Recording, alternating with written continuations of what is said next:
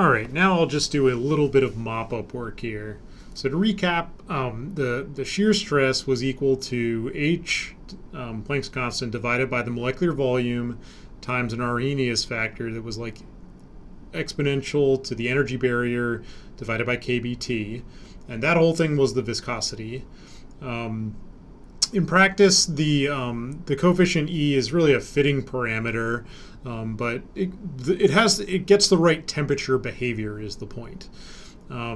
However, it is fairly predictive as long as you can connect it to some other quantity. So, like one example is connecting it to the enthalpy of vaporization, for example. So a common form of that is, energy barrier equals 0.4 times the enthalpy of vaporization.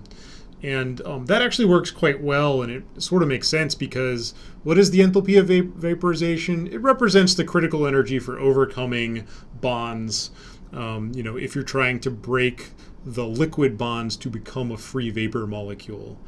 A similar expression that sometimes uses to connect it, instead of connecting it directly to the enthalpy of vaporization, you'll connect it to the boiling point. So for example, if the energy barrier is set to 0.94 times kBt, where T is the boiling temperature, that you can look up from a book, that often works too.